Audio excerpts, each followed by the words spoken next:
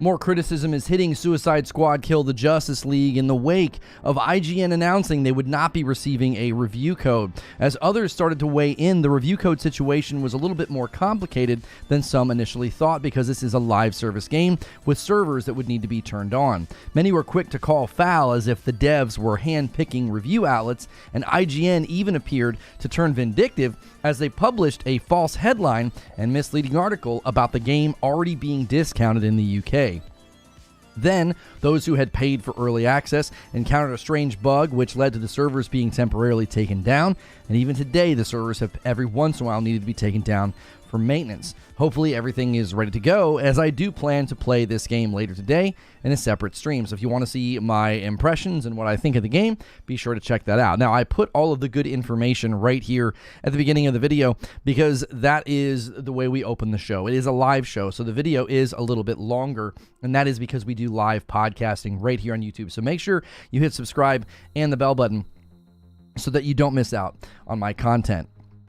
So right before Suicide Squad Kill the Justice League launched, one review outlet has decided to fire off a few more jabs. The general reception of this game from the gaming press has been lukewarm at best, and IGN didn't seem to appreciate being denied a code for the game. And while others chimed in to clarify that even the codes that went out would not be review codes, as the servers were not online yet, so they wouldn't be able to get in ahead of time to play the game and have their review ready to go for day one. Well, that didn't stop IGN from publishing what looks like a retaliatory article with a false headline and misleading information about the game's price, quote, already dropping in the UK. The game's price has not dropped, and I will show you what they said. So first we will look at what happened. This certainly is not the first time that a game outlet or a game has decided to deny codes to certain persons. And given that they were simply codes that would only be good once the servers were online for those in the consumer base that were there for early access, there are theories as to why exactly they were told no. Secondly, we will look at the reaction to this. Some are celebrating an outlet with a pattern of misleading headlines getting told, no, you're not getting a code, while others think this is a cause for concern. Lastly, I will tell you what I think. I'm seeing this from multiple angles because I definitely think the negative PR could have been easily avoided here, but theories are forming about why exactly this happened. So, first and foremost, what happened? Well, over the weekend, it was reported by IGN that review codes had not gone out. But more than that, IGN was specifically told that they had been denied a code. According to IGN, quote, unfortunately, we won't have a review of Rocksteady's new game as a service looter shooter for you right away, as codes have not been sent ahead of time. In fact, Warner Brothers Games informed IGN that it has declined to send us codes at all. Now, many were quick to chime in and say that this was about hand-picking outlets, but it's clear it wouldn't have made much of a difference as none of the gaming outlets will have reviews ready before the game's launch. The standard practice with review codes is to send them to outlets weeks ahead of the embargo, but as a live service game, that would require the servers to be ready and running during that time. No other outlets have chimed in saying anything similar. Basically, there are outlets that have chimed in saying similar things, saying, listen, we are not going to have a review ready at launch. But IGN seems to be one of the only outlets that has been given a direct decline from Warner Brothers. Then IGN took to Twitter on January the 29th to post an image and an article with a false headline and a false claim about the game's price in the UK. And thankfully, they have been community noted for misleading the public. One of my first responses to this tweet was to say, where's the community note on this thing? It's not true what they're claiming. You can see here they claimed that, quote, Suicide Squad Kill the Justice League is currently 37% off in the UK, bringing the price down to $43.96 just days before its launch. And then the image also claims that Suicide Squad is already marked down 37% in the UK before launch day. First, this isn't just false. This is embarrassing. They used an eBay seller, basically a storefront on eBay, like a reseller, as the community note indicates. And IGN, did they post a retraction? No, they did not post a retraction. They posted an update, and even their update is dishonest. They replied to their own tweet and said, update, the deal versus the game collection is now sold out. And then they added the following to the top of their article. Update, January 29th at 8:05 p.m. The deal price on Suicide Squad has expired, and the retailer listed below is currently out of stock. The original article appears below. So they have yet to retract or change the article. I've seen journalistic malpractice in the gaming's media before, but this is absolutely stunning. It's hard not to see this as very intentional and vindictive in light of the fact that they did not get a code. So what has the reaction to all of this been? Well, I did have somebody chime in who has been reviewing games a lot recently, and he indicated outside of Diablo 4, it's pretty standard practice for live service games to not send codes and get people in the game early, which sort of makes sense if you think about it. The scope of a project like this, and likely making tweaks and adjustments all the way up until launch date, we clearly saw even in the early access period there was a bug that needed to be addressed, which may have been alleviated if servers were ready in advance for review copies, but the lack of codes is not abnormal.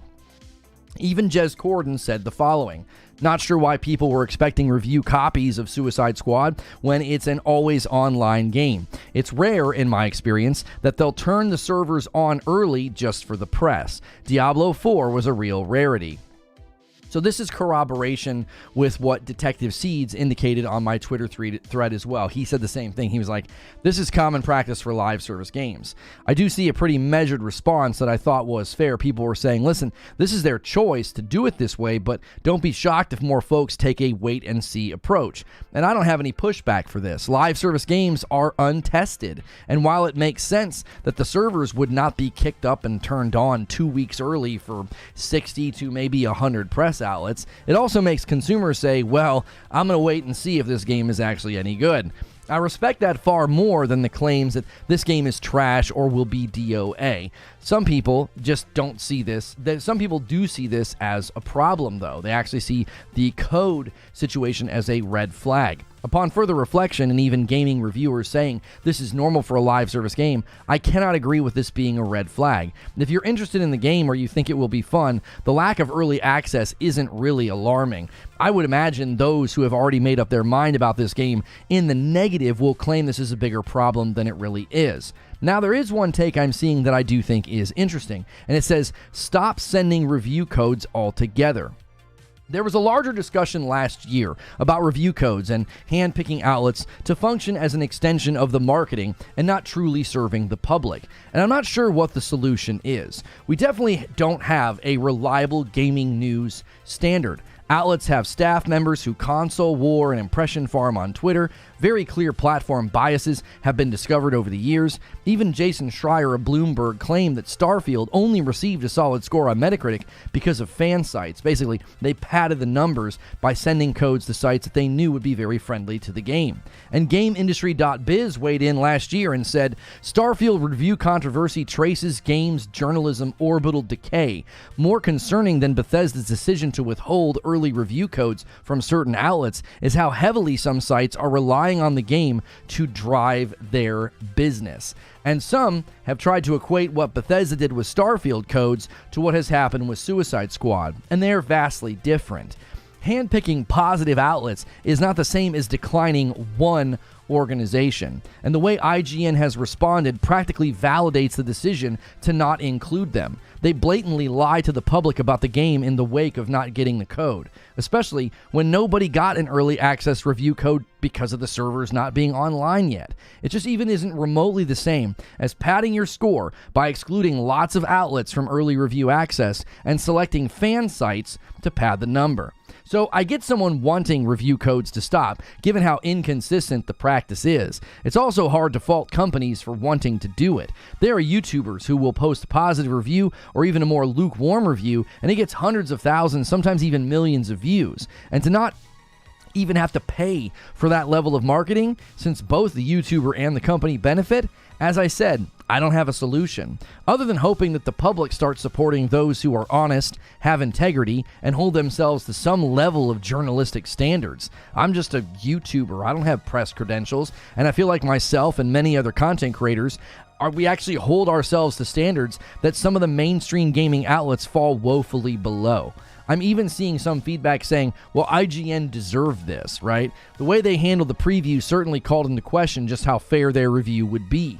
And their insistence on grossly virtue signaling and, in my opinion, being dishonest in their Hogwarts Legacy review when discussing the author of Harry Potter, it's not surprising that Warner Brothers said, you know what, you can buy your own copy now. And that dovetails really well with something else that I'm seeing. People are saying, listen, stop legitimizing bad press. I even had someone in a member stream go so far as to say that IGN has basically become a tabloid at this point. So giving them clicks, review codes, and legitimacy is something many are calling a stop to. Some even think that it is what WB is trying to do here. They're trying to send a message, which is a good transition into telling you what I think.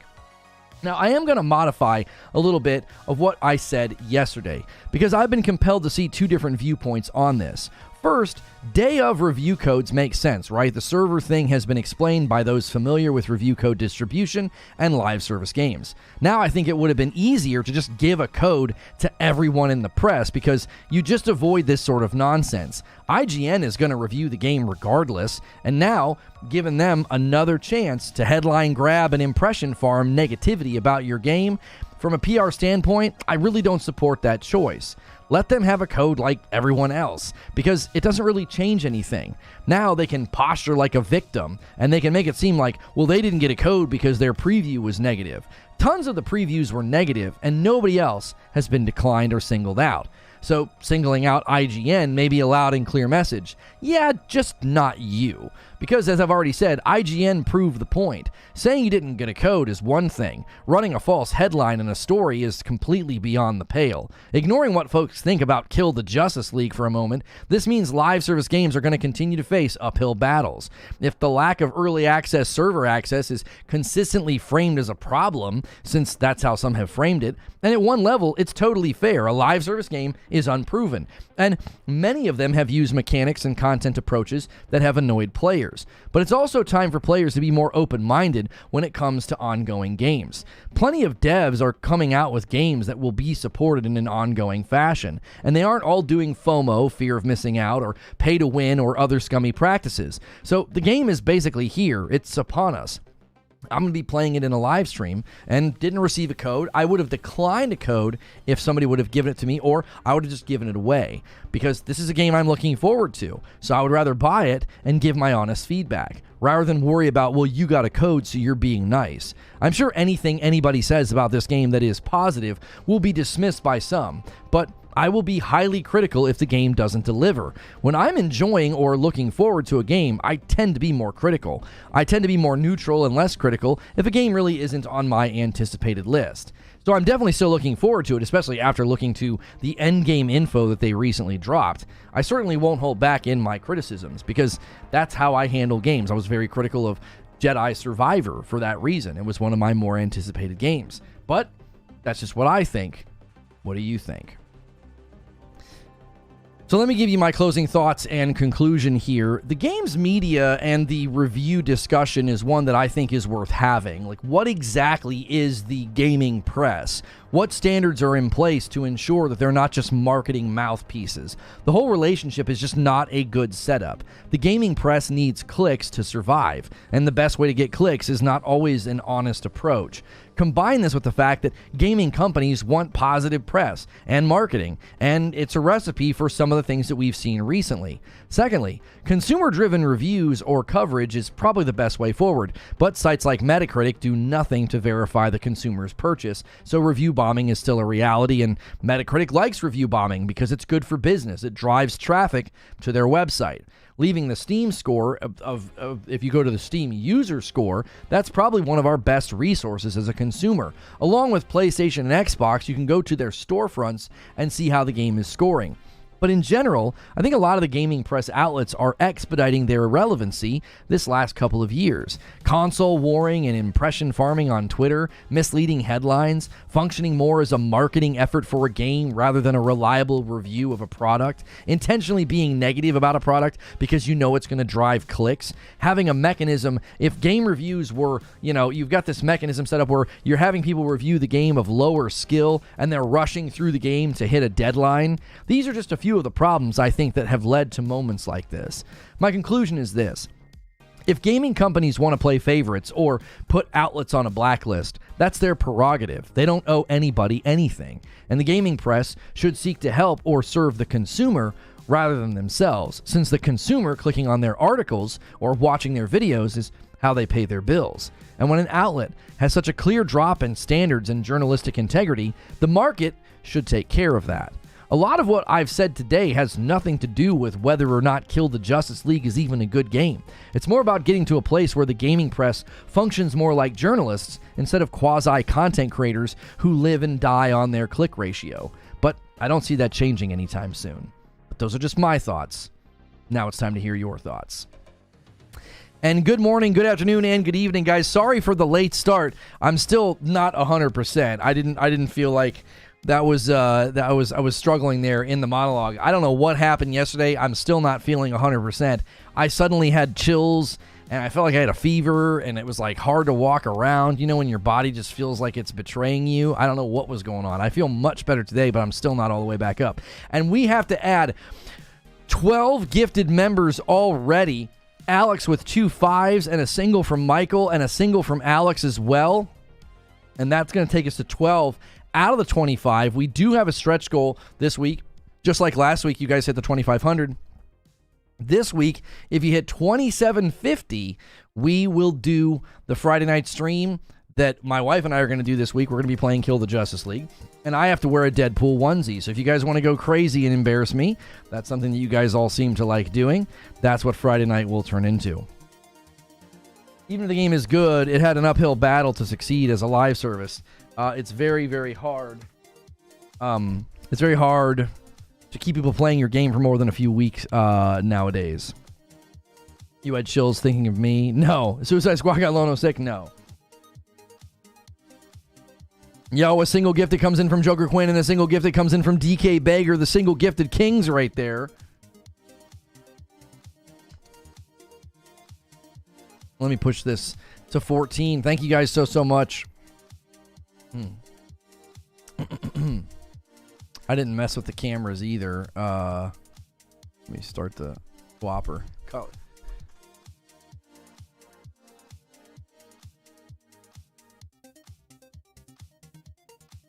I like really, really dark. It's the white shirt. It throws off the white balance.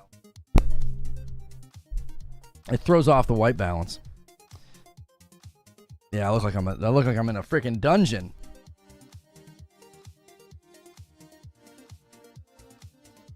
All right, that's better.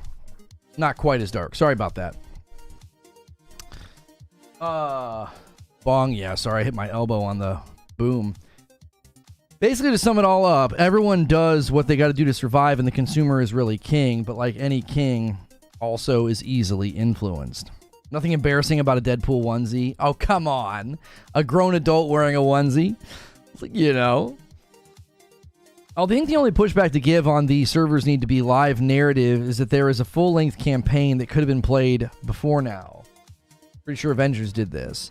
Yeah, that's coming later though, Omar. You can't play the campaign offline yet.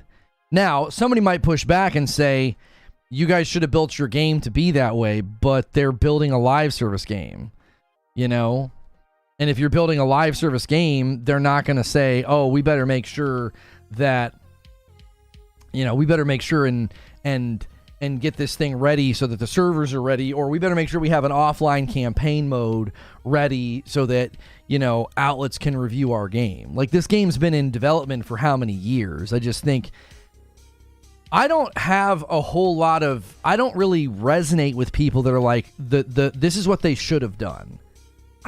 You make a game then. Like, you know what I'm saying? Like, I feel like so much of the hate that's been lobbied at this game is all couched in presumptions about live service that are unfounded, and they should have made a different game. And I don't think those positions are legitimate. It's like tiring to constantly have to be like, well, they should have made this game, or they should have done that. Don't frickin' play it then. It's so tiring. Like, play something else. Like, the other games, it's like, I don't sit here and constantly talk about Sea of Thieves should do this or should do that. I've said I'd play Sea of Thieves if there was a PvE mode, and that's it. And then I just don't play it and don't talk about it.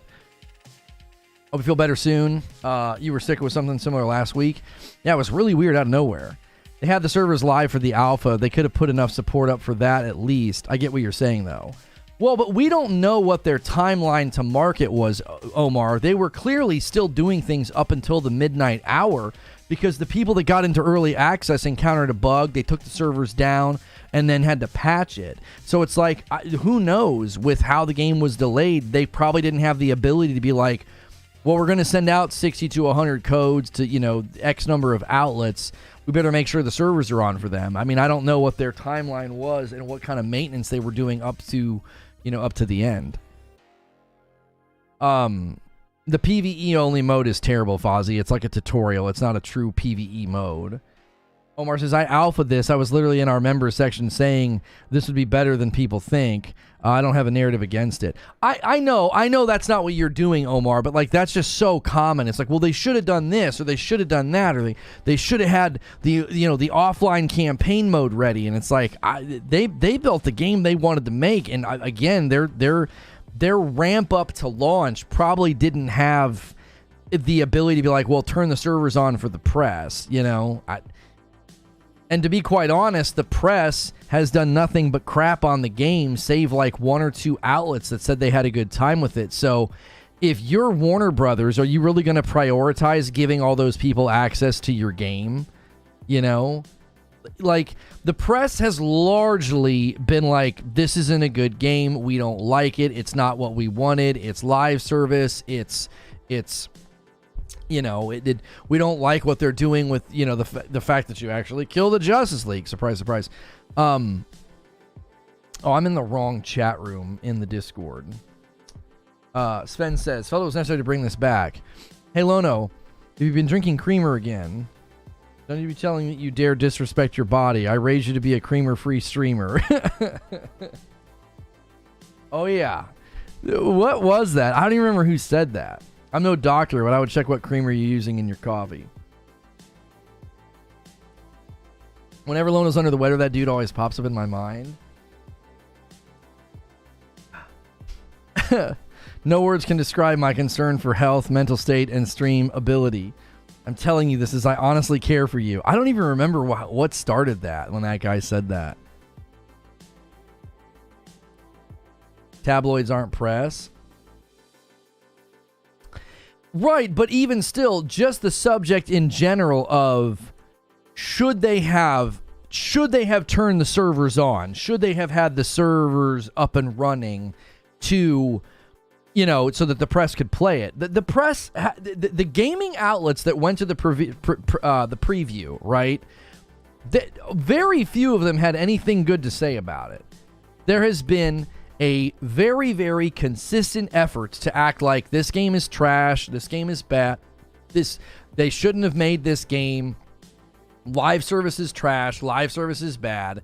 And it's just like, if I was the company, I'd be like, we are not at all going to try to like rush to get the servers online to ensure that the press can have access to the game in advance. There was such a sharp juxtaposition to the feedback that people who had played the alpha were like, can you lift the NDA? What a total coincidence it wasn't ready for reviews. But it's not a coincidence.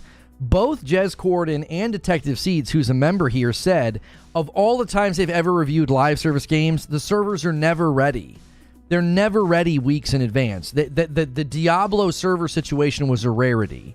Like, they're not saying the game is good. They're just saying this is not weird. This is totally normal for a company to be like, no, we don't have the servers ready. We're not going to turn the servers on 2 weeks early for 60 press outlets. Oh, you're being sarcastic.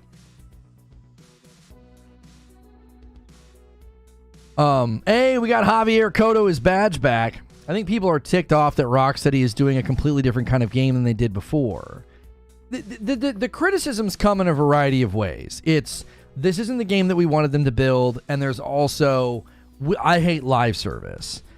And then it's like a Venn diagram, right? There are people that think, I don't want live service. There are people that think, that's not the game I wanted, and then it overlaps in the middle, and there are people who think both. They think that both that's not the game that I wanted them to build, and then there's the people that are like, I hate live service, and I'm still trying to figure out why people hate live service. Like, what game hurt you? What game made you say ongoing content's terrible? An ongoing content model is bad. What game hurt you so deeply? It's live service games can be enjoyable. There are so many good live service games in the market right now, and tons of people are playing them. Whether it's an MMO style like Final Fantasy XIV, or it's more of an update style like No Man's Sky, or it's like Destiny. It's like there are plenty of games out right now that lots of people play and enjoy. Marvel Avengers, for example. I didn't play enough Marvel's Avengers to like diagnose what the problem was with Marvel's Avengers, but I don't think it was just that it was a live service game. This is what I think has happened. I think people see a game do poorly and they're like, yep, it's because of live service. Like, there are people that claimed Anthem failed because it was live service. And it's like, no, Anthem failed because there was no content. Anthem failed because they built it in 15 months. Anthem didn't fail because it was a live service game. Like, you can't constantly point to bad games who happen to be live service games and be like, yeah, live service games are trash. Gotham Knights is not live service? Yeah, Gotham Knights isn't live service. Gotham Knights was like a freaking mobile game with low quality everything. Parasito says, it doesn't make sense economically to turn the servers on for outlets. He says, turn servers on for 100 people, spend money on servers that aren't worth returns, turn the servers on for everyone, possibly degrading the experience for everyone, including reviewers if they're unstable, hurts game sales. Retask the entire live team to update things and get the game functional for going online again, and then to watch to maintain it. Be prepared for dumpster fires when the servers inevitably hit a bump, and then set a precedent that reviewers can demand that kind of thing and get their way. PR nightmare.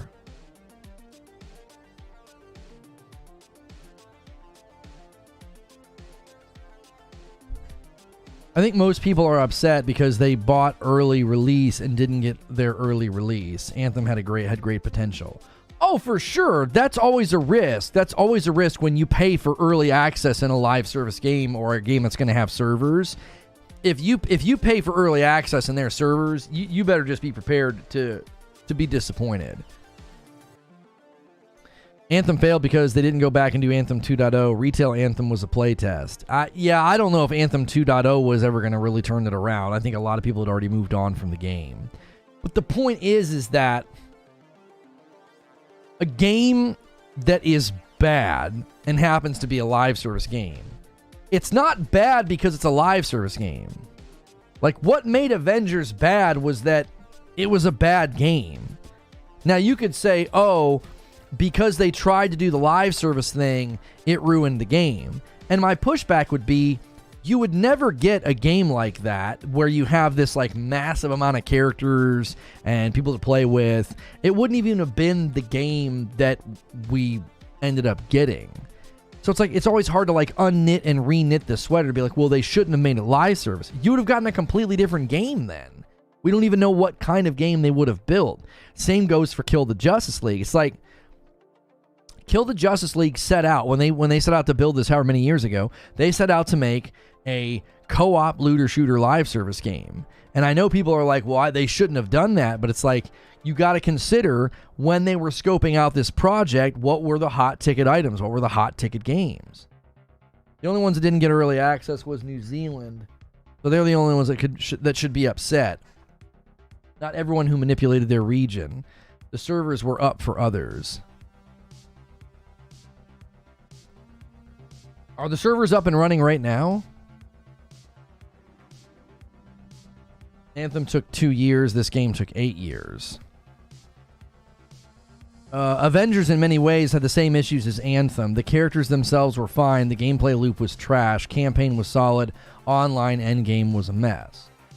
Right, and to look at Avengers and just be like, yep, it was bad because it's live service. It's like, there's no nuance to that. There's no information. Yo, Big Fesh, I forgot to thank you for 23 months of memberships. Thank you so much, Big Fesh. Welcome back.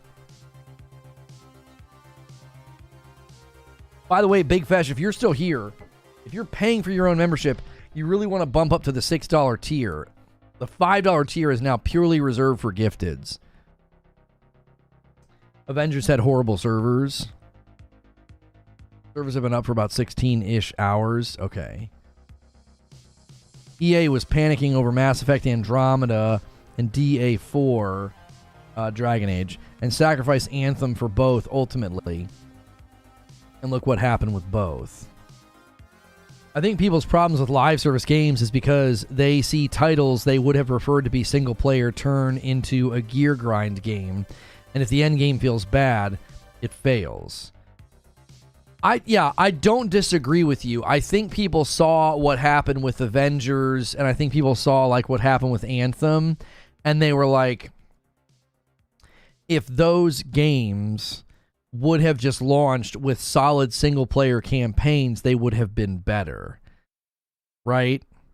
Game development needs to be fueled by passion, similar to music, pizza, and late nights. Yeah, but the companies are just too big for that now. That the operations and how everything works, it can't be like the old days where like 6 dudes in a basement decide to build a video game. Good morning, Detective Seeds. Hope you guys doing well. Just want to drop in, show support.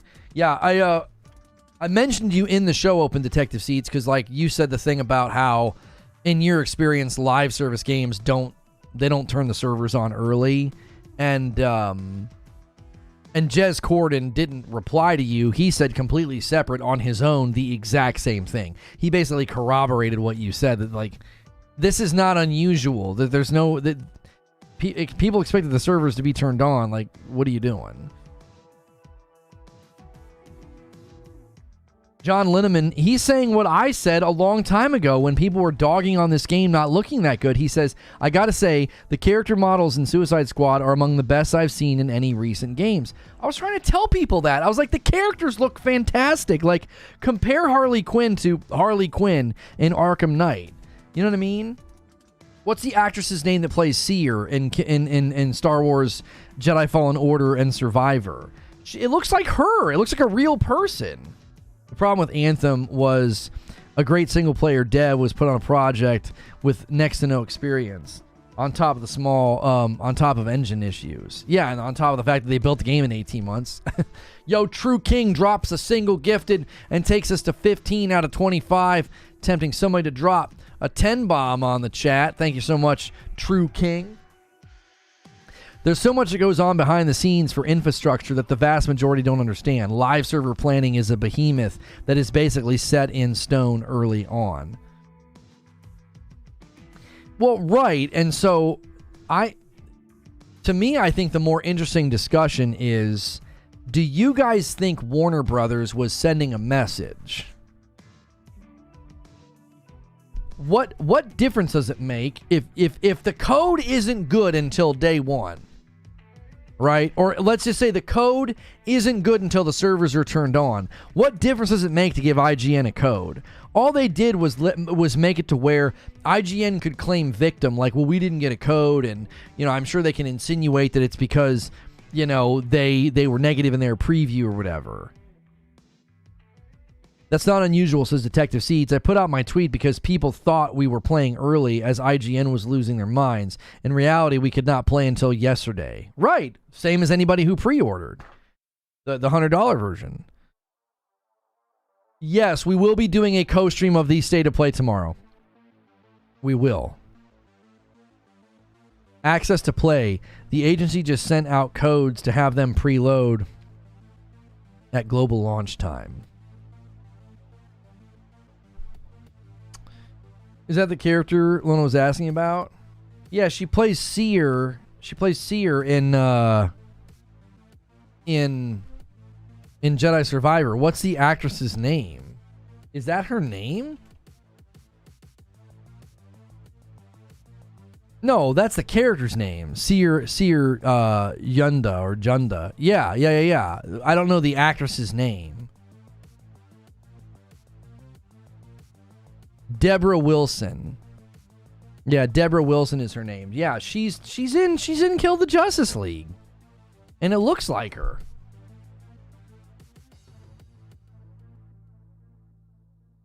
No. Oh, no, that's the character. Hilly says, I've changed my position from not liking live service to being careful with live service games. I was burned with Destiny 2. They kept adding and selling the same crap over and over again, and the game became a nightmare when taking breaks. They would waste your time over and over just to play the new content in various ways. I like Diablo 4 at the moment because you can skip the base content and play the season content, and they increase the speed of leveling. Destiny made you rerun old content as part of the new season for no actual reason. And Matt comes in and says, I'll get us halfway there. The 10 bomb broken into 2. He drops a 5 bomb on the chat. Thank you so much, Matt. I appreciate that very, very much. If you guys just got a gifted membership from Matt, you guys can get into our members-only Discord. This Friday night, my wife and I will be playing Kill the Justice League.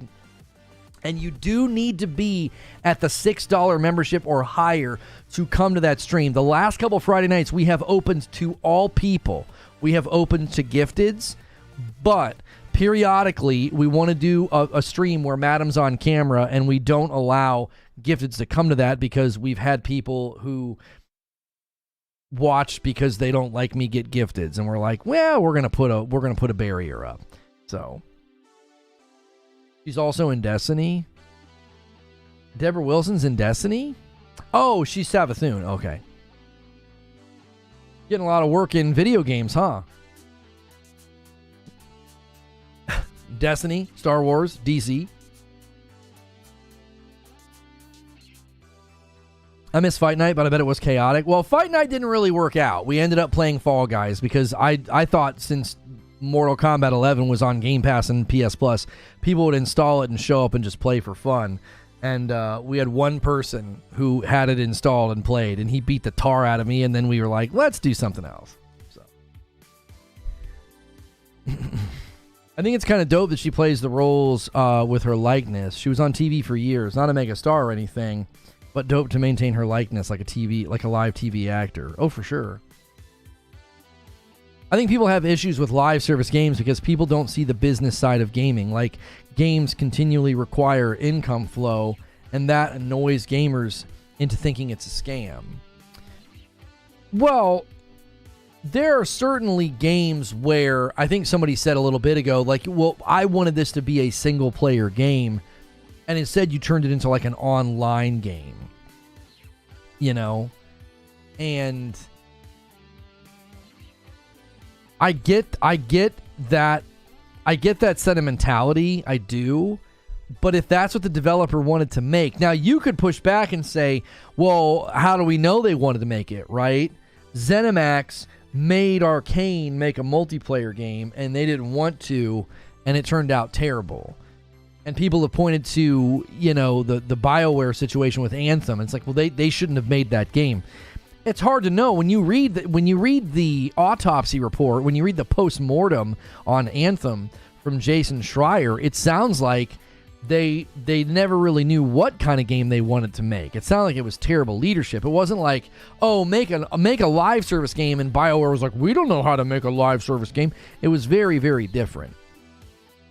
The Bear says, why does this for-profit enterprise keep trying to make profit? Any game without reviews before release to the public will always be a red flag to me. Live service is not an excuse. No one's making excuses. Live service games don't turn the servers on ahead of time. That's common practice. Like, you know, it's common practice. They say, all right, well, we're not gonna mess with turning on the infrastructure in the back end. You know? Yeah, I don't think people might remember her from Mad TV. I think she's looks better now than back then. Companies don't take money unless you are willing to give it. There's no stealing involved. That seems to be the case for Granblue Fantasy and Suicide Squad so far. What, were there not codes sent out early for Granblue? How's that one doing on Metacritic? Let's see. Yeah, Granblue Fantasy Relink. Oh, that's the PS4. Yeah, Granblue Fantasy Relink has no scores on Metacritic. Not for PS4, PS5, or PC. It looks like there's 4 ratings. No, there isn't 4 ratings. There's no ratings. That's really, really weird. After how well the demo was received, why wouldn't you send copies to the press? Deborah Wilson was also in Star Wars Rise of Skywalker, a bunch of kids' TV, Star Trek Lower Decks. Wow, she's done a ton of stuff.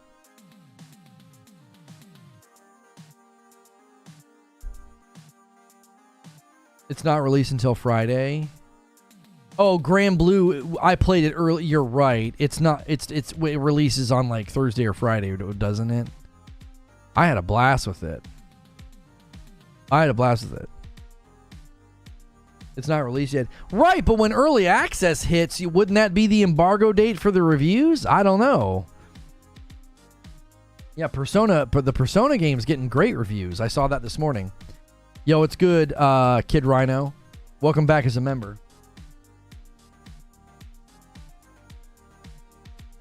I'm assuming Granblue's going to get great scores. I mean, I don't even really play games like that, and I was having a blast with it. Crowded House says, I don't think they were forced because the quality of the game far outpaces Redfall and Anthem. This game looks like people cared about it. Well, and I can't help but watch the videos of all the developers talking about it, and I can't help but look at the developers and the people that worked on it going on to Twitter to basically be like, you know, this is the game we wanted to build. We're really excited about it. You guys are all poo-pooing it from moment one, you know, and I've continued to say, I think the general gaming public is going to respond a lot differently. Granblue looks like a 7 out of 10. I think within its genre type, it's probably going to get 8s and 9s, I would think, from most outlets. It's a really good game. I know my initial reaction to the game was disappointment because Rocksteady innovated on the superhero genre and created the free flow combat system. This game coming from Rocksteady felt confusing. Right, and I remember when people thought the same thing about BioWare. They were like, why the heck are you making a live service game? People thought the same thing with Anthem. Why didn't you just do a single player game? And I think that's a victim of your own success, right? When you're known for something and you break from that thing, then you don't get the response that you're probably accustomed to. When all I ever did was cover Destiny, and I could sit in orbit and talk about anything. We could debate Star Wars, we could talk about anything, and everybody would watch. And if I switched to another game, people would leave. It was like, no. I wasn't even playing a lot of the times. I was just sitting in orbit. But it was the idea that I was in Destiny. And it's like, well, that's what you're known for. I mean, I would literally tell people, hey, I'm going to go play this game for an hour for the bounty board. And if you guys hang out and watch for, 30 minutes, it really will help me. And they would leave anyway. They didn't care. And it's like, it's the same idea. It's like if you're known for single-player games like BioWare, you're known for single-player superhero games like Rocksteady, and you break from that, well, people are gonna immediately express that sort of their disappointment, And I think the difference between me and the people that express that disappointment is like Moon Studios. Instead of making a third Ori game, they decided to do like a top-down action RPG. Well, I mean, obviously, I'm a little disappointed. I wanted the third Ori game. I thought they set it up to where they could do a third Ori game, and but I'm not gonna be like angry because that's what they decided to do. Some streamers are stuck playing the same game forever, for sure. Looking back, you're right, but that was kind of weird. There was a day where I distinctly remember it. We were sitting in orbit, and I was like, guys, let's keep the conversation going, but I want to go check out this No Man's Sky update. And half the people left. It's like I wasn't running strikes, I wasn't running content, I wasn't running bounties, I was just sitting in orbit. But that's all that mattered to them was Destiny. You know? And I think that a lot of people look at single player games versus live service games, and they're the exact same way. They're like, no. I don't want a live service game. I just want single player games. Which is interesting because, you know, the most popular games in the world are, you know, either live service or PvP, some multiplayer component. Now, as far as commercial sales go, it's very clear that single-player games aren't going anywhere anytime soon. I remember when people were acting like single-player was on the way out, and it's like, no. No, look at the sales last year, right? Single-player games are king. So, I do think that there is a sentiment in the gaming community that, like, that's not what people want. They want single player. So they automatically have like an aversion to live service and multiplayer games. A 5-bomb comes in from Quintar, and he takes us to 25. The first 25 of the day. I've been gifting as soon as it happens. So now I owe you guys 5. I'm going to do it right now. I've been doing that as soon as I owe it. As soon as I owe it to you guys. There we go. Sorry I was one of those people back then. I mean, your Destiny streams were awesome, but that's how I found you. Oh, no, for sure. The way you covered Destiny was so unique. I didn't take offense to it. I didn't take offense. It was just interesting that, like, I wouldn't even be playing the game. You know? I don't get that sentiment. I remember when we used to praise game variety. Yes, we will live stream the State of Play tomorrow. According to Sony data, more time is spent playing single-player games. Yeah. Yeah.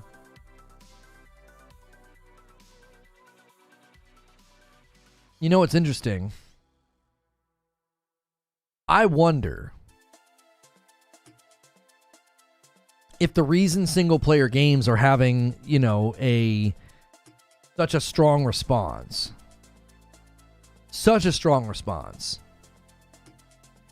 Is it because of the age demographic? Like, is the age demographic of the player, is that playing a role?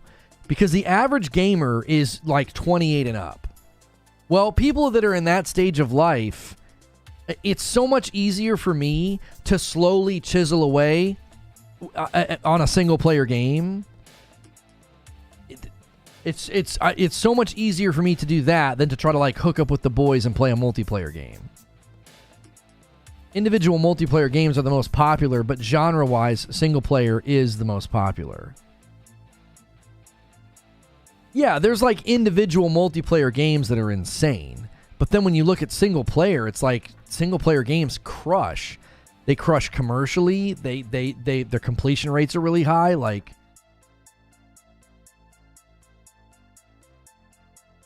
a hair all of a sudden. Age is huge. I just don't have time to get good at multiplayer. Married, 2 kids, 32. Right. I'm on dad gamer hours now, right? I'm 42, and it's like I get an hour, sometimes 2 hours a night to play a game. It's a whole lot easier for me to play through. That's what I did with Prince of Persia. I hit 23 hours in Prince of Persia, and I was able just to every night, you know, chisel away at that. And it's like, I can't do that with a multiplayer game. It's so much harder. Sony says data shows people spend more time playing single-player games. Sony says data shows people spend more time playing COD. So the data says people play COD for 3 minutes at a time. Well, I thought it was a specific stat about the people, the 48% who buy COD. I thought a large percentage of them, that's all they played was COD. But I don't think that was like a representation of the entire player base on the Sony platform. How much of the time stats for single player is people in the game but paused or at a menu? Because the world actually pauses instead of when online. That that probably inflates the number a little bit, Paris. Like, I'll be in a game, and then it's time to, like, go upstairs and put my kids to bed. So it'll be on a pause menu, or I'll just be standing at a checkpoint for 15 minutes, you know. I largely would say that that 15 minutes doesn't represent the vast majority of my time in the game. It's like a brief break where I go upstairs. You know, a couple minutes here using the bathroom or something. You know, you're going upstairs to stretch your legs. You know. FIFA sold more than COD. Exactly. If you're only playing for 2 to 3 hours a night, 15 minutes is a 10% bump. Right, I could see that. You know, you're always adding a teeny bit of padding, you know, 10%, and that adds up, right? You got millions of people that get a phone call, or, you know, have to take the trash out, or have to put the kids to bed, or the baby wakes up. You know what I mean?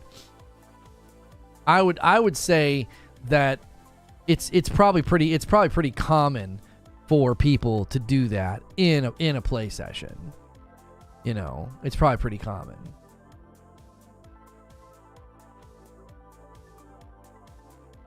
I think Diablo 4 is the middle ground. You can play solo or in a group, or the game works when you have 10 minutes to 5 hours. Baldur's Gate 3 is a multiplayer game. It's kind of dishonest. Oh, people are calling it a multiplayer game? Feels like a single-player game with co-op. That's how I always envisioned Baldur's Gate 3.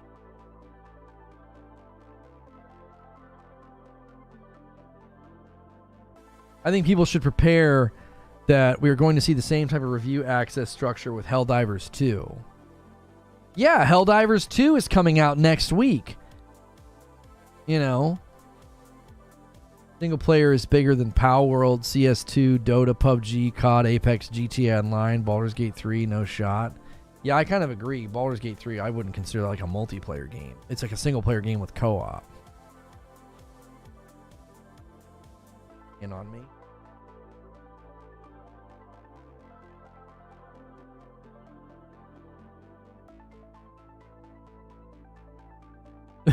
The ibuprofen helped.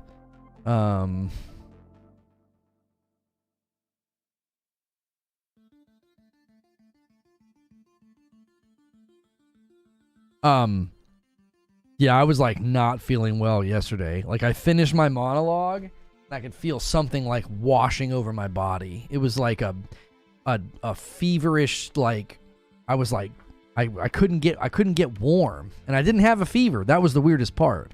I felt like I had a fever.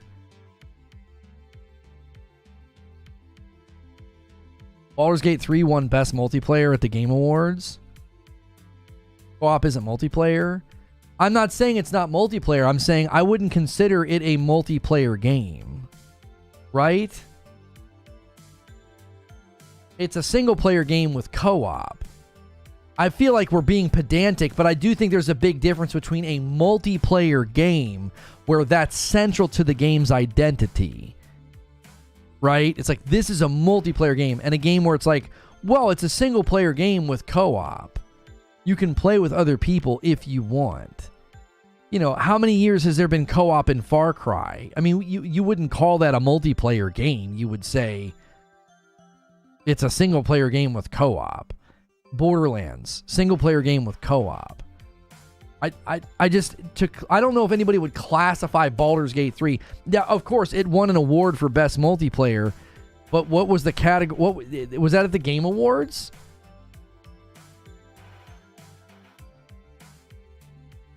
What was the? How do they describe that category? Direction, narrative, score, action, RPG, fighting family, best multiplayer. All right. It says, for outstanding online multiplayer gameplay and design, including co-op and massive multiplayer experiences. So, again, guys, Super Mario Bros. Wonder was nominated for Best Multiplayer. Like, it's co-op. Like, it's a different kind of multiplayer. Because, like, Diablo's on there and Street Fighter's on there. Those games are, like, inherently multiplayer. I feel like we get lost in the weeds sometimes of these terminologies, because, like, for the longest time, when we said multiplayer, we meant a game, like, when we said a multiplayer game, we meant a game that at its core was a multiplayer game, not a game that has co-op.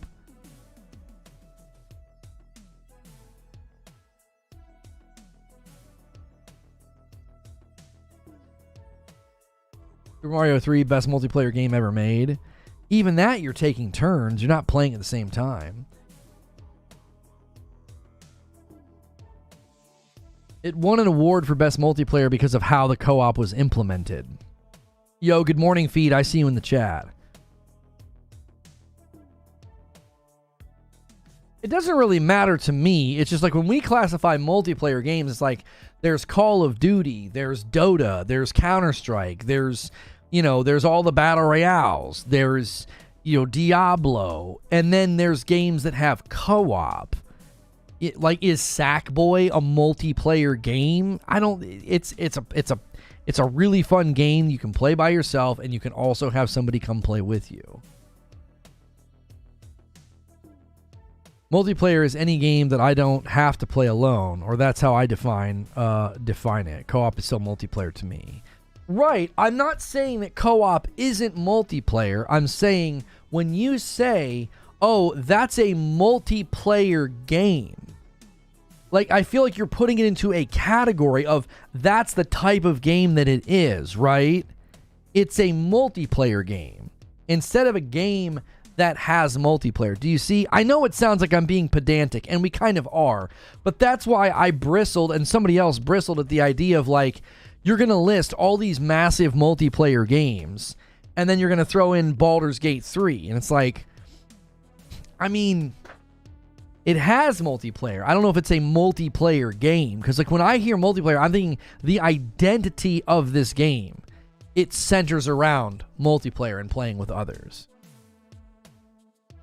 Eugene says, say you have 100 hours spent playing between 100 people. 75 of them play 1 hour of single-player games, but that's spread amongst 50 different games. The other 25 hours is multiplayer split amongst 5 games. Those multiplayer games are going to be considered the most popular, but single-player as a genre is getting more total playtime. DK Bayer with the Agent of Chaos pushes us forward. Thank you so much. Taking us to 26 now, with 50 being the next milestone. I already paid the 5 that I owe you guys. Make sure you guys are smashing the like button. We are going to dive into the game today. According to Wikipedia, a multiplayer video game is a video game in which more than one person can play at the same time. There's so many games that we would call multiplayer games that, like, I don't traditionally think that's how. Maybe I'm wrong. Maybe I've been using it wrong. But Mario Galaxy, my wife could play along with me. Mario Galaxy 1 and 2. Calling that a multiplayer game just feels so weird to me. It's like, it's a single player game with the option of somebody coming alongside of you. You're expecting game journalists to know the difference. They don't review multiplayers like COD or Halo. This isn't anything new. There's a huge disparity in what you play and they play. Getting flashbacks to how you define an RPG. Right. What's interesting is that Among Us is classified as a multiplayer game, but isn't a co-op game. Well, but that doesn't have to. It is a multiplayer game. It's basically a PvP game. It's player versus player. You know, player versus player. There's a reason why the term co-op came about instead of multiplayer. Would you call Gran Turismo a multiplayer game then? I don't know. Co-op is technically multiplayer, but we traditionally accept multiplayer as something with a high server slot amount or of players, like 20 plus. Can we talk more about Kill the Justice League? I'm on the fence if I want to play it or not. What is it directly about and how is it played? Well, the premise of the story is that the Justice League have been corrupted by Brainiac, and the Suicide Squad is brought in to kill them. and they're given special weapons to do so because obviously, killing the Flash or the Green Lantern isn't going to be easy. So that's the premise of the game, and people are actually upset that that's what happens in the game.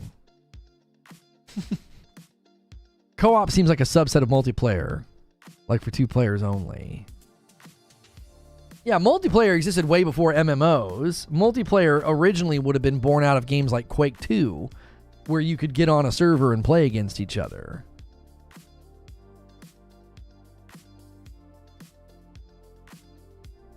It probably doesn't matter, but when you call something a multiplayer game, like Eugene is saying, I think you're saying a game is defined by its multiplayer elements versus a single-player game that has the option of playing with others. That's exactly what I've been trying to communicate. It's like, when you say, that's a multiplayer game, I'm like, oh, like that comes with all of these assumptions and presumptions.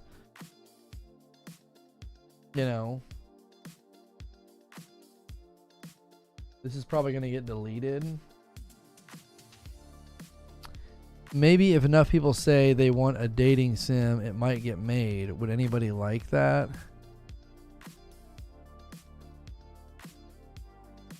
Oh, well, Luke still has a say? That's got to be what? Who cares about? Quake 2 and Unreal Tournament. If you were a hip to the OG Doom multiplayer servers, yeah, my first multiplayer game on a PC was Quake 2.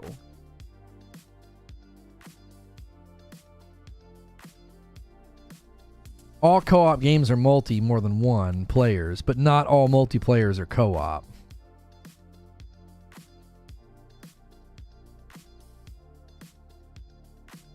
I view co-op as 2 players and multiplayer as 3 or more. Is Borderlands a multiplayer game then?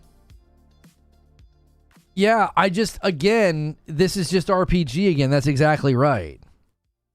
This is just RPG all over again. It's like, well, for me, I'm not the definer of this. I'm just telling you where I'm coming from on it. For where I'm coming from on it, when somebody says that's a multiplayer game, I feel like that's a defining attribute of the game, that it's multiplayer. It's part of its identity. Whether it's Call of Duty or a live service game, something that's online, something that, where you are always playing and there's other people playing around, whether it's a MMO or PvP. Right? Games with co-op, to me, I've always called those co-op games, or it's a single player game with co-op, right? It's designed, if you think about the way that like the dialogue works and all of the mission procking and stuff in like a Borderlands and something, it's like it's a single player game primarily, and then they have co-op in there for you to play with other people. So if you're gonna call it something, you would say it's a co-op game. Yeah, co-op just means cooperative. There's not a numerical limit placed on that. Co-op is for games that you play together with someone else to win. Among Us doesn't have that. So they just call it multiplayer, where you play against other people. That's exactly right. Yeah, like It Takes Two, Little Nightmares. I'm like, oh, that's a co-op game. And again, I'm just coming from a background of like multiplayer games are games where that is the identity of the game, is that you are online with others. You are playing with other people. You can't really engage with the game in a non-multiplayer fashion. So calling Baldur's Gate 3 a multiplayer game, it's like, well, I mean, not really. It's primarily a single-player CRPG, and co-op is available. You can play it cooperatively. But it's not like an MMO. It's not like a live service game. It's not like an online game. Does that make 2-player fighting games co-op? Yeah, co-op is literally cooperative. That's exactly right, Parasito. That's what it was born out of. I remember constantly going to the website Co-Optimus and being like, what co-op games are out there? Always trying to find co-op games. I think I want to move on from this, though. I feel like we've done this before with RPG, and it's kind of a waste of time. And I can see that people don't want to be a part of this discussion. They'd rather talk about the game. They'd rather talk about the review drama. So let's bring it back to the actual subject, because like I enjoy a good hair-splitting discussion sometimes. Like, let's split some hairs on this, but I don't think this is productive, and I don't think the audience is responding positively. Like, we were kind of cruising talking Justice League, and now we're getting caught up in, which it's tangentially related to Kill the Justice League. The reason we got on this subject is because people look at a game like this and they're like, I want single player. I don't want a live service game. I don't want a multiplayer game. I wanted a single player game. And that's how we got on this subject of like, single player games are incredibly popular. Single player games are, they're a very big driver in the industry. And when you're known for single player, like Rocksteady is, when it comes to a game review, do you think that the developers especially, they seem, and this is just my gut instinct, hunch, some observation of behavior on Twitter, I really feel like the developers are annoyed with the gaming press. Like, the gaming press is sort of like, we think this is the game they should have made. We think live service elements, are bad or unhelpful or whatever. And they're judging the game against that backdrop as opposed to judging the game as it exists and being like, well, this is the game they set out to build. Does it succeed? Does it succeed in those endeavors? Sneaky Wolf with 8 months on a VIP. Can the game be released and survive with or without multiplayer? It's how to differentiate between the two. Like a fighting game with no multiplayer would die. Mario wouldn't.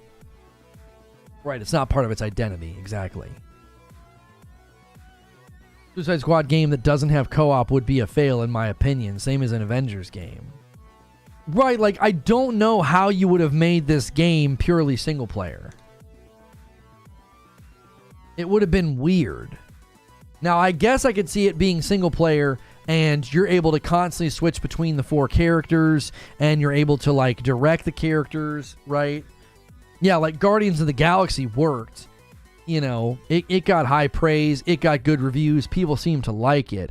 So they certainly could have built a game where you're controlling the squad. But I couldn't help but feel that playing through Guardians of the Galaxy. Like, hey, this would have been really fun to play through this game with my wife.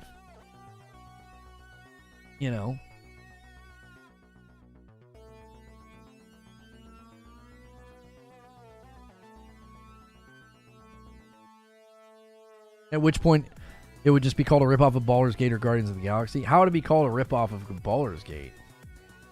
Where are you getting that?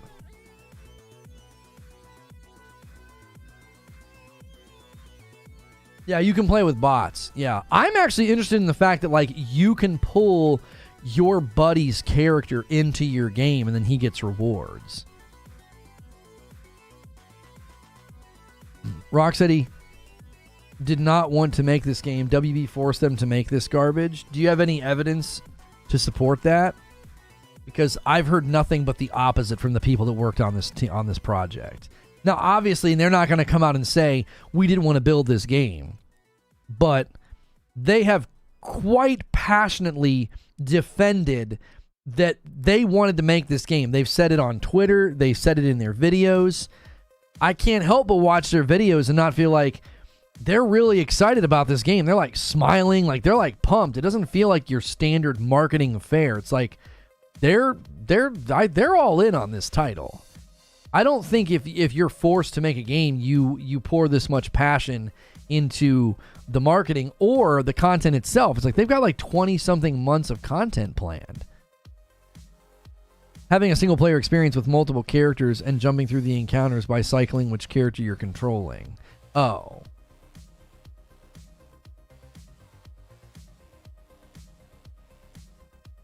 Completely unrelated, but this game is also woke, AF, and cringy, which doesn't help. Oh, I can't wait for you to tell us how this game is woke and cringy. Can't wait. This should be good.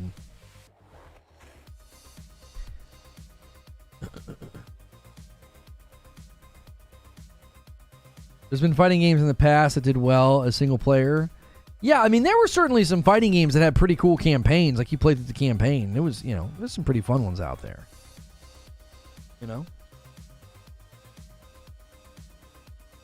Make sure my,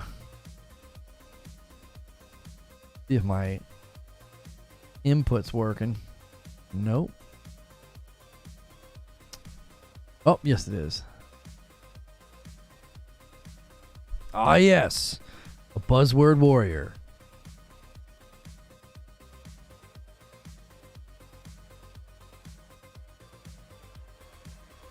I want to know, why is it woke?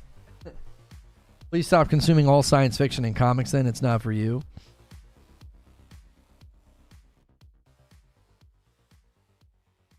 There's a one. I don't think anybody would say that Harley Quinn is woke.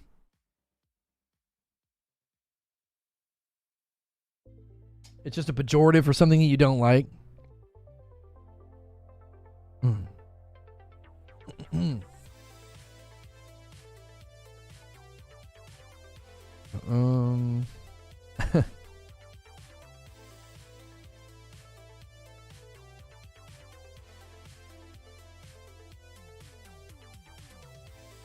You're right. You're right. It isn't. The game's great and has great writing. I haven't touched the game yet. Clearly you have, if you think that the writing is cringy and the game is woke. Make your case. So you just throw out assertions, and when someone asks you to back up the assertion, you just bow out and say, no, you're right, everything's great.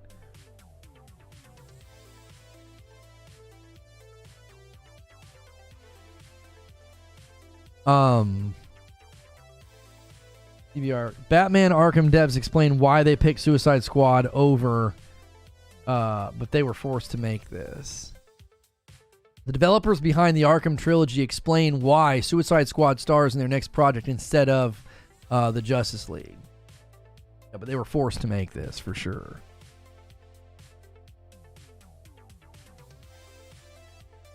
I hope you can form your own opinion, but boy, oh boy, Arkham, this is not. At what point did you get clued into the fact that this wasn't an Arkham game?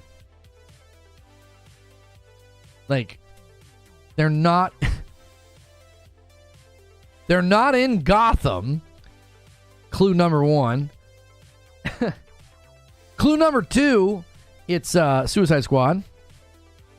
Clue number three, it's called Kill the Justice League. Clue number four, it's a live service looter shooter, co-op game. I mean, there were an awful lot of clues prior to today that this wasn't an Arkham game. You know? You had to boot it up and play it to figure that one out? You had to boot it up and play it to be like, well, this certainly isn't an Arkham game. Yeah, I think we all could have told you that a year ago. Game is woke, gets asked to provide an example, changes the subject. Yeah, it shouldn't be that hard to provide an example. Why is it woke? I remember, I wish Rocksteady had the gall to actually honor the legacy of the character and franchise like God of War Valhalla did for Kratos in the God of War franchise, but corporate greed is a hell of a drug. So is reductionist argumentation. That's not like... You think this game only exists because of corporate greed. Maybe they just decided they had made enough Batman games and they didn't want to make another Batman game. Maybe they thought another Arkham game wasn't what they wanted to do. They had already done what felt like enough. Now, yeah, the Batman story was done. You couldn't even use Hamill's Joker anymore, which was a huge shift. It's like they had to shift to something completely different. It's in the same universe? Yeah, that's fine, but it's not going to be the same type of game. Like, if it's in the same universe and they made a game where you played as the Flash, it would be a very different game than an Arkham game. The tone would be different, the fighting would be different, the movement, all of it would be completely different. So it's like they shifted away from the Arkham games and telling another Batman story. And it's like, I get why they did that. It's like they had already done enough with that arc and that story. They did Batman wrong, though. Without Hamill or Conroy, who really wants another Arkham game. That's what I'm saying, Suede. Like, I would not want some cheap knockoff Arkham game where you don't have Kevin Conroy and you don't have Mark Hamill. And then, what? You're going to have Batman go fight a bunch of B-list villains? He's already fought everybody. He's already fought all of the major villains throughout Arkham Asylum, Arkham City, and Arkham Knight. Now, they can obviously reboot the franchise, but even then, you're going to be dealing with a lot of criticism. Would you really want to do a rebooted Batman and constantly hear the comparisons of like, well, the Joker's not as good and Batman's voice is not as good? Like, no, do something else, and then you can avoid all those comparisons. Yeah, I believe Conroy got to record. I'm assuming he got to record voice lines for this. I thought he was able to do that before he passed away. People are complaining about this online for being woke. We welcome all heroes. So that when they're in the Hall of Justice, there's a pride thing. There's a pride flag that says we welcome all heroes. Like I said this morning, who do you think's making all of the costumes and the capes, man? You got... You know? Come on, man. Have you ever looked at Superman's outfit?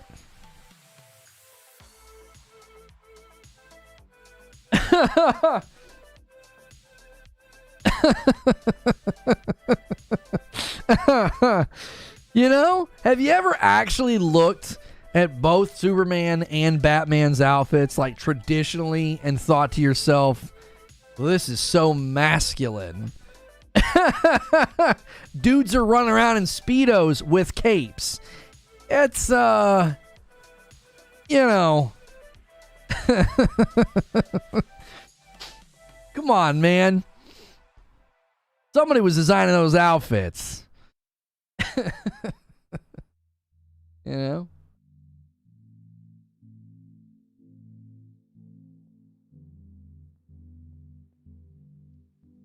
Batman Arkham Origins didn't even use Conroy or Hamill. It was Roger Craig Smith and Troy Baker. Yeah, Origins is the one that I didn't play, and I've heard mixed reactions to it. Yeah. Is there some shock value to this? Harley's a card-carrying member of that club, is she not?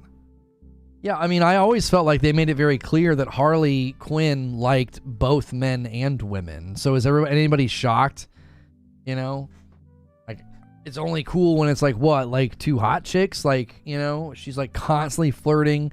Not in this, obviously, because they've changed the character of Poison Ivy. But people that complain about snowflakes are the actual snowflakes. Projection. Always projection. Probably closeted. No. I'm not reading the rest of that.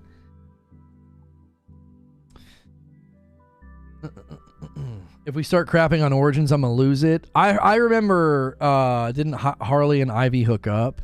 I'm fairly certain there's plenty of comic arcs where they become an item in some respects. Harley's bi has always been the case. Pretty sure that's also true about Ivy, Catwoman. Yeah, they don't seem to have ever been shy about that. Harley especially always seemed to make it pretty clear, you know, she liked Ivy in more than a friend.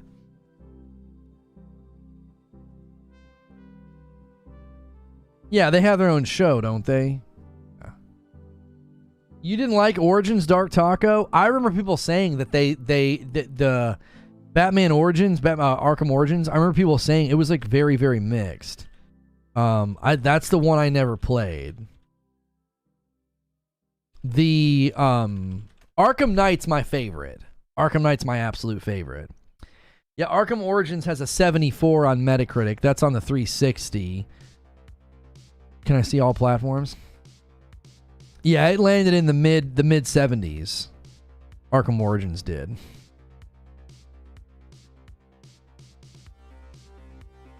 I feel like Arkham Knight kind of got taken to task too because the frickin' port was so bad. Arkham City has a 94 on Metacritic. Looks like Arkham City got the highest. Arkham Asylum has a 92. Arkham Knight landed in like the mid 80s, it looks like.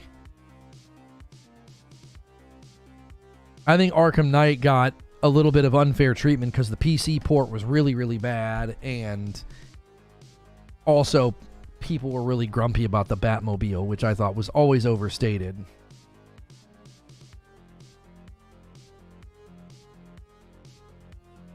Is Origins when he fights Deathstroke? Yeah, isn't that what happens in Origins? Isn't Deathstroke like the main guy? Main antagonist?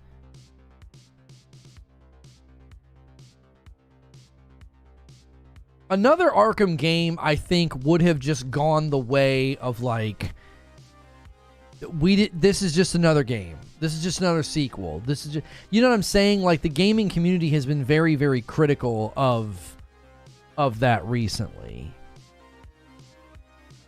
This idea that you shouldn't, you know, don't do a sequel.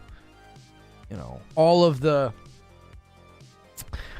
games that were nominated for Game of the Year were all sequels or the continuation of a franchise. So it's like, I get that people have their own opinions about what they should or shouldn't have done, but it's like, I have a feeling if they would have just done another Arkham game, it would have gotten a lot of those like comparisons of, yep, just another Arkham game. We've played this game before, you know.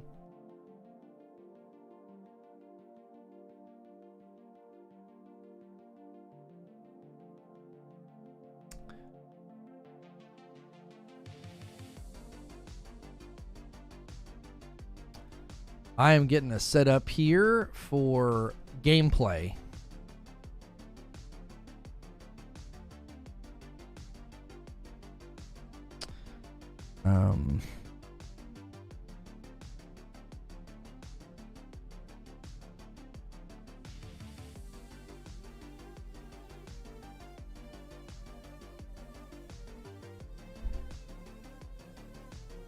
I went to have my daughter play Prince of Persia. She ended up not playing it. She wanted to play it, and then she ended up saying no. But I was setting her up to play Prince of Persia, and it was like, you need a Ubisoft account. I'm like, what the frick?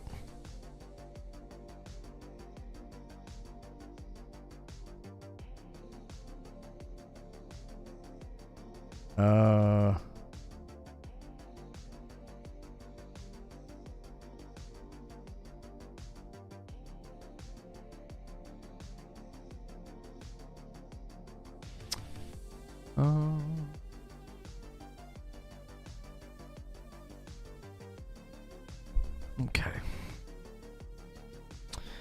Controls, invert look Y on. Save. Video. Camera shake. No. Like a teeny bit of camera shake. Motion blur off. Field of view, I'm going to bump up to 100. Thermal grain. Okay. Where do you set it?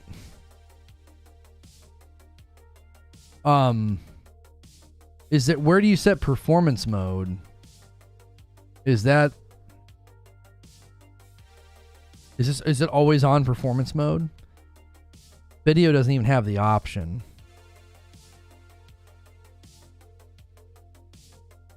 Favorite part of stream, Lono setting simulation? That's right. Right.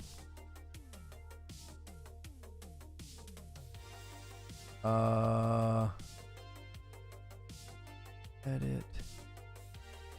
Customization redirect.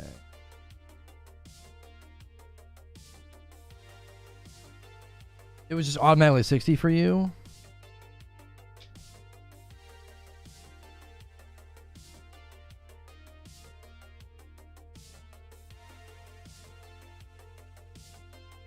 Don't do a sequel. PlayStation making their 4th Spider-Man game. I don't dislike sequels. I think people that are like anti-sequel are weird. You know?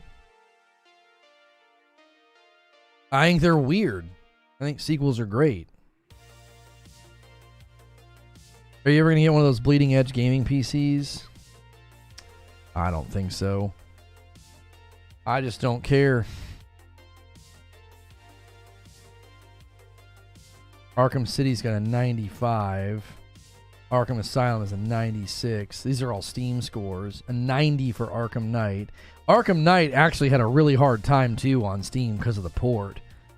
Arkham Origins is an 88. So Arkham Origins is the lowest. Even with the bad port, like, hurting the score of Arkham Knight.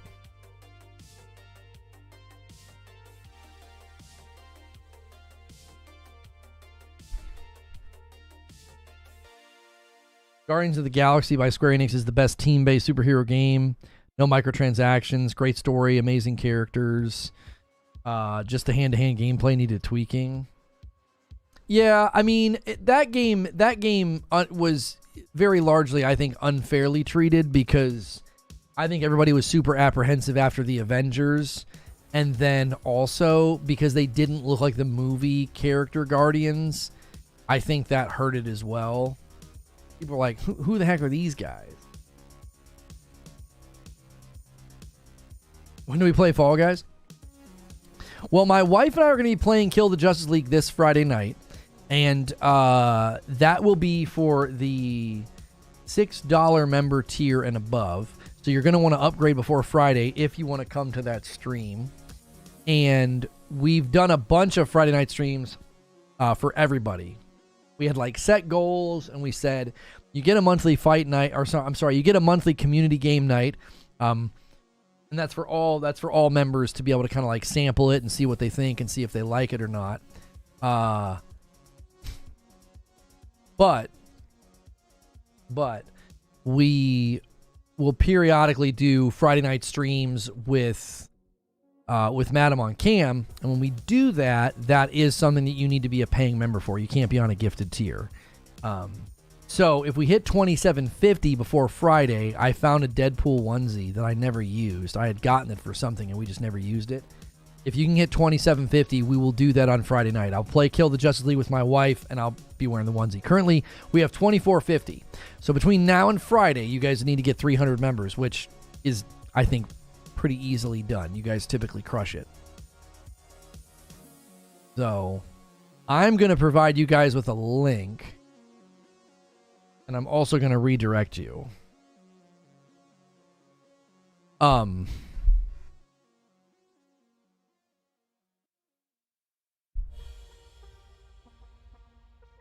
Make sure to turn on streamer mode before starting.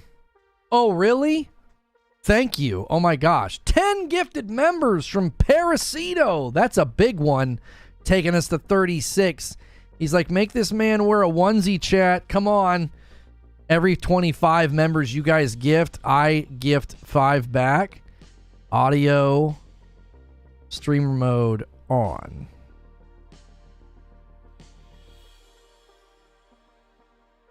Thank you for that heads up, Detective Seeds.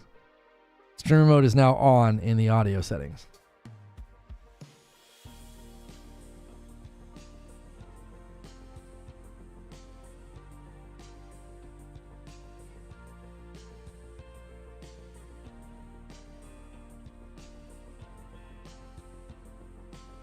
Paris says 300, let's go. Let's go.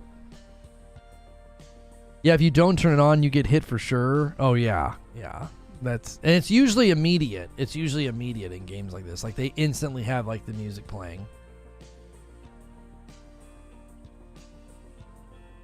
Okay. All right, I'm gonna post a link in chat. If you guys ever become a member or you upgrade your membership, just make sure and pick the $6 tier called member. You don't want to be on the gifted tier if you're paying for your own membership. Gifted tier is designed for you to sample the content. Let me do this. All right, we're getting sound. All right, the link is in chat. I'm also going to redirect you guys. Let me make sure I have redirect set up before we start. I do. Okay, here we go. Thanks so much for checking out this video. Diving into Suicide Squad Kill the Justice League gameplay. Servers have been having some issues, so hopefully we don't face that today. It's in the middle of the day on January the 30th, so hopefully we don't encounter any of those issues. And we'll keep the goal up here for you guys to see, because we are still working on a big member goal. So I'm looking forward to this game, but I'm going to be very critical if it doesn't do what I want it to do, or if I feel like it falls below quality. I'm going to end the previous stream and bring everybody over from it with redirect. If redirect fails,